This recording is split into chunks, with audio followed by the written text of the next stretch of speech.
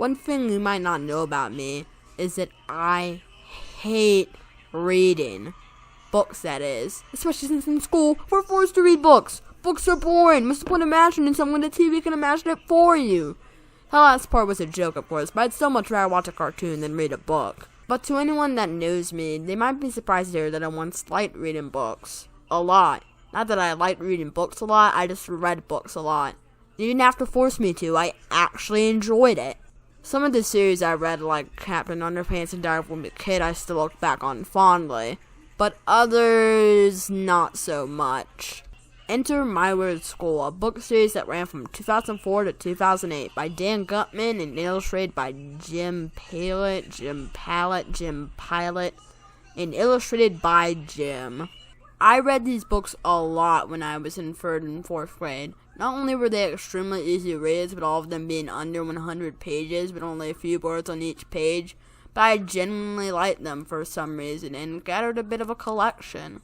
And I guess it was pretty popular with other kids since it lasted 21 books and has had numerous sequel and spin-off series, including My Weird School Days, My Weirder School, My Weirdest School, and my favorite, My Weirder-ist School. Yep, that actually exists.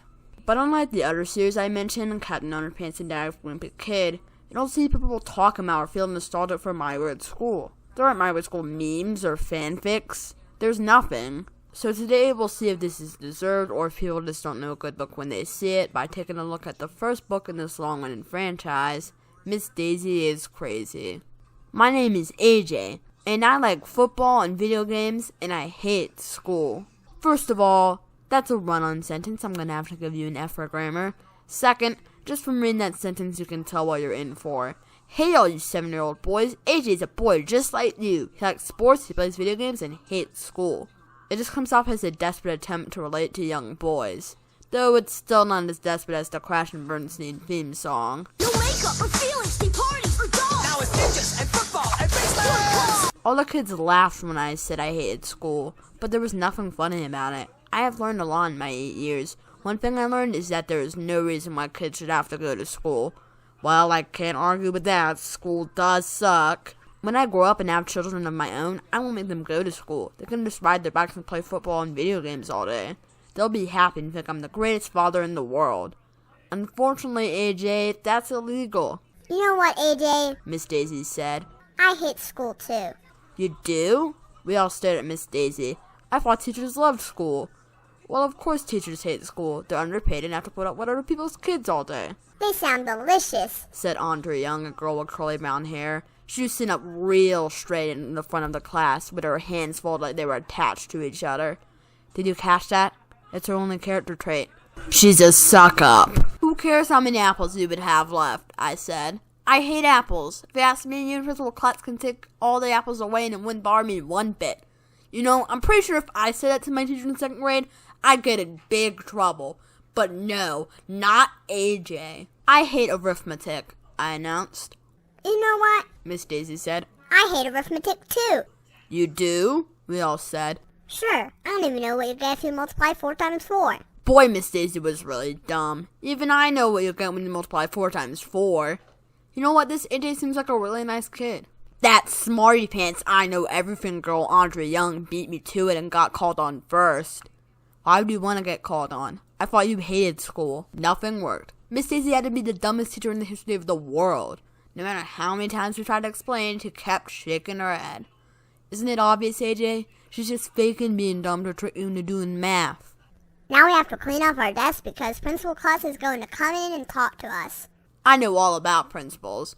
My friend Billy told me that if you break the rules, you have to go to the principal's office, which is in a dungeon down in the basement. Wow, AJ is really dumb. Like, even dumber than me when I was in 2nd grade, and that's saying a lot. Miss Daisy told us to be on our best behaviors at Principal Klutz to see how mature we were. Teachers always say that, but what they really mean when they say that is don't act like yourself. When Principal Klutz was all done telling us the rules of the school, he asked if anybody had any questions about what he had said. Did all your hair fall out of your head? I asked, or did you cut it off? Everybody laughed even though I didn't say anything funny. Miss Daisy looked at me with a mean face. Gee, I wonder why. Almost all of my hair fell out on its own. so I decided to shave the rest of it off. That's the saddest story I ever heard. Said this girl named Emily, and she burst into tears. Did you catch that? It's only a character trait. She's a crybaby. Principal Klutz must have felt bad and we didn't think his joke was funny, because he invited us all up to the front of the room to touch his bald head. We did, and that made everybody feel a lot better. Okay then. So the book continues on like this. Miss Daisy plays dumb so the kids will learn stuff. They theorize that Miss Daisy might be a criminal. AJ is dumb. An imposter? What's that? Somebody who imposts?